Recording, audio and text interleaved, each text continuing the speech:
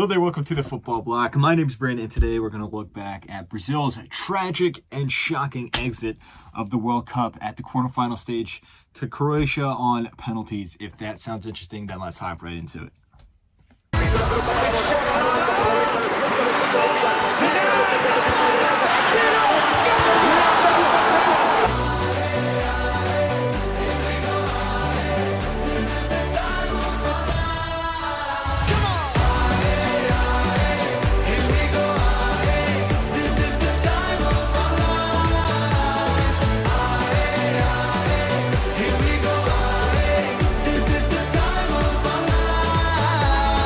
So we were treated to an absolutely momentous day of quarterfinal action at the World Cup.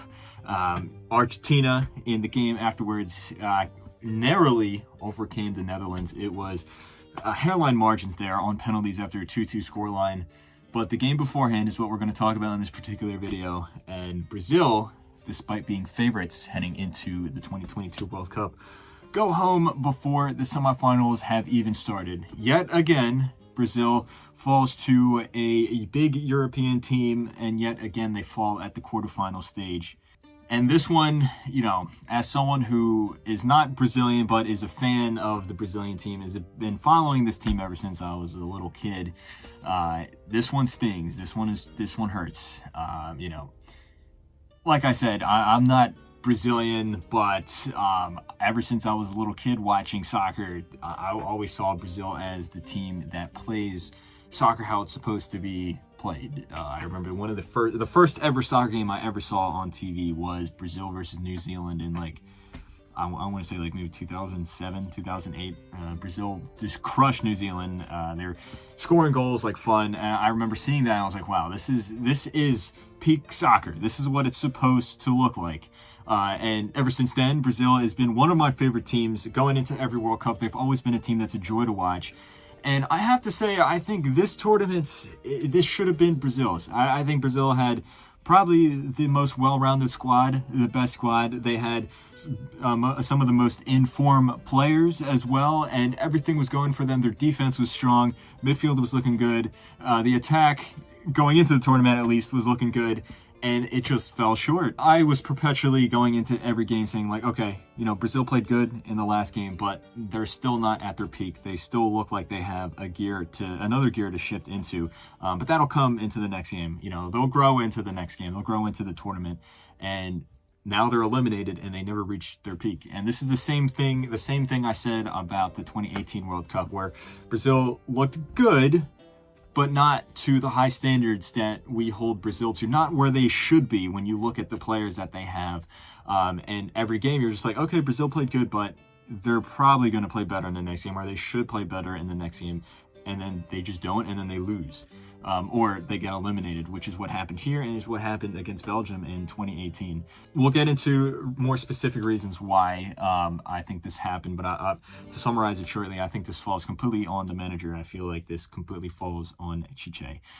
So as the match started out, going into this match, I thought that Brazil would come away with a convincing win. I thought that it would be tough. I thought Croatia would sit back and defend just as Serbia and Switzerland did against Brazil in those two matches in the group stage. And for the most part, that's what they did do. And they stifled Brazil. They made it really tough for them. It was not easy going forward for Brazil, despite all the talent that they have. And, you know, that was partly expected. But at the same time, Brazil, I thought, looked throughout the entirety of the game, looked lethargic. They looked a little nonchalant. It was almost a sense where they believed that they would just end up winning. And this is a problem that permeates through Brazilian teams going back as far as the 2006 World Cup, where Brazil went into the World Cup as the defending champions with such a talented team, a more talented team on paper than the one that they won the World Cup with 4 years prior. And because of that attitude of saying hey, we're Brazil, we're going to win the tournament anyway, they ended up losing to a team that really put their thought to the field and really put, you know, much more ambition and drive into their play. And I think we saw that here. I think some of the Brazilian players, after that, you know, really enigmatic victory against Korea in the last round, they thought, okay, well, you know, we're going to win this. You know, it's going to be tough in this game, more tough than the last game, but we're still going to come away with it. And that's not the right mentality to have going into this match. You know, Brazil, I thought throughout the entirety of the 120 minutes were by far the better team, but still, they could be doing more. They had some good shots. They had some good, plays, some good crosses into the box, but this team could be doing so much more, especially when you bring 9 forwards to a World Cup. Chiche ultimately selected 9 forwards, and now granted, yes, Gabriel Jesus got injured and was unavailable, but still 9 forwards, and you can only score 1 goal in this match. Yes, Croatia is a good team. Take no credit away from how they played. Their defending was world class, but still, 9 forwards and only 1 goal for Brazil. Like, this is not any other team we're talking about. This is not even, another team like, say, Argentina or France. This is Brazil. They have the highest standards of any team throughout the entirety of international football. Now, as the match went on, Brazil looked more and more frustrated. But that being said, Croatia didn't really create much on the counter. A few chances here and there, but Brazil looked to be in control. And maybe that was the issue. Maybe because they were in control, they just assumed that everything was fine and that they're just going to end up winning.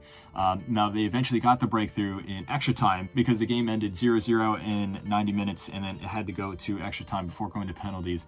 Neymar finally broke the deadlock with a beautiful goal. And I got to say, I got to give credit to Neymar. I thought he had overall a good tournament. It's unfortunate that he missed those 2 games through injury. But for, the games that he had, it was good. Now, again, he could have been so much better. I don't really think that's on him. I think that's more so on the team and on the manager overall. But, beautiful goal from him. He rounded Livakovic, who in goal, we'll get on to in a minute when we talk about penalties, but Livakovic, man of the match by far. He was completely shutting out Vinicius. He shut out Neymar on multiple occasions. Anthony as well. Anything Brazil threw at Croatia, Livakovic was able to keep out, with the exception of that 1 goal from Neymar. But again, no shame in conceding that. It was a beautiful goal. And then from this moment on, I think this is where this is actually where Brazil lost the match from this moment on, because Chiche then decided to take his foot off the gas pedal. He told Brazil to sit back, to calm the game down, and then he subbed on Fred and Alexandro. He took off all his attacking players for the most part, and this killed Brazil's momentum because they were going forward. It was looking like all the momentum was in their favor, and they could score a second, maybe even a third. And they should have scored a second or a third because Croatia looked tired. They looked disjointed. They were trying to push for an equalizer, and Brazil could easily hit them on the counter. Instead, Brazil decided to just kind of sit back, and they were caught in like a hesitation phase where they would try to go forward, but they didn't want to like sit back. And ultimately what happened was Fred pushed up. He tried to go and join in the attack. He lost the ball. He got caught out of position. Quick turnover. Suddenly, the ball is out on Brazil's left flank. Alexandro is also caught out of position. There's a wide open space there. Pekovic gets the ball. 1-touch shot. Now, yes, it does take an unfortunate deflection off of Marquinhos, but it finds itself in the back of the net. And next thing you know, Brazil's tied 1-1 in the 115th minute. And then Brazil tried to push for a winner, kind of, but all their best attacking players were off the field, with the exception of Neymar and Pedro, and that was it. At that moment, the match looked destined for penalties, and when it comes to penalties, Croatia is an expert in penalties. They got to this stage by eliminating Japan on penalties. In the 2018 World Cup, they eliminated both Denmark and Russia on penalties. They are experts at this part of the game, and Livakovic, as I said before, 3 saves against Japan in the last game in the penalty shootout specifically, has been Croatia's best player throughout the entirety of this World Cup, and he stood up tall for his country. You have to give credit to him. He was insane this match. He saved the penalty from Rodrigo, and then unfortunately Marquinhos hit the post. Meanwhile, the Croatians were much more efficient with their penalties, and just with that final kick of the ball from Marquinhos that smacked off the inside of the post, Brazil is out of the World Cup, and it is all on their own fault. It is all of their own making. They had this game in the bag. They, for whatever reason, Chiche tried to pull the team back. He tried to have them play defensively when he should have went for the jugular, should have went for the kill. And even up to that point, why was Brazil so lethargic? Why was Brazil so nonchalant throughout the match. They should be going for teams toe-to-toe, destroying teams. And like I said, this all falls on Chiche. Now, regardless of this game, he did say that he was stepping down after the World Cup, which I think is ultimately the best thing for Brazil. I'm not a hater of Chiche. I think he's done some great things for the team. Obviously, he won the Copa America with them. He's had some good performances, but Brazil is going to be judged by the World Cup. A Brazilian manager is going to be judged by how they do at the World Cup. And ultimately, Chiche has fallen short. It's been good, but not good enough. To be good enough for a Brazilian coach, you need to win the World Cup. And Chiche has fallen short.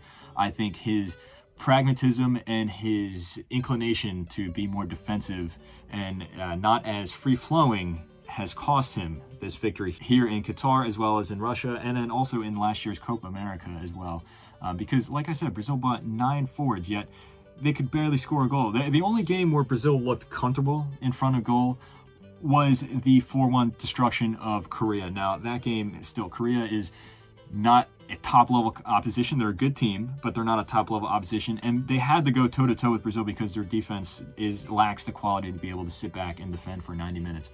And I think if you look at Chiche's tenure, yes, the defense has been great for Brazil. He's gone back and made Brazil a very strong team at the back, which is, an issue for past Brazilian teams that they've struggled with. But I think he has not balanced the team properly. He has not made it so that the defense is strong enough and that the attack is still firing on all cylinders. I feel like the team is too defensive to the point where all the focus goes on the defense, and then the attack, there's no fluidity. It's just up to individuality at that point. And that works fine when you're going up against smaller teams like, say, a Serbia or Switzerland, or go back to the last World Cup against Mexico or Serbia again.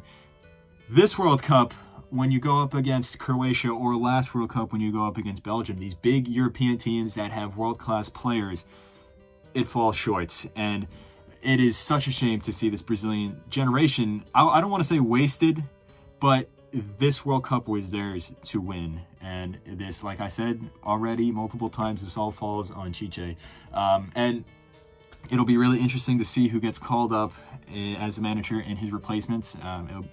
Maybe Abel Ferreira from Palmeiras. Now, he is Portuguese, he's not Brazilian, but, who knows, maybe the Brazilian FA will cut him some slack because he has coached for a Brazilian team for a long time. At this point, I can't really think of any Brazilian managers off the top of my head who would be, I think, worthy enough of, coaching the Brazilian national team. There are a few in the Brazil Serie A that are doing okay, but I don't know.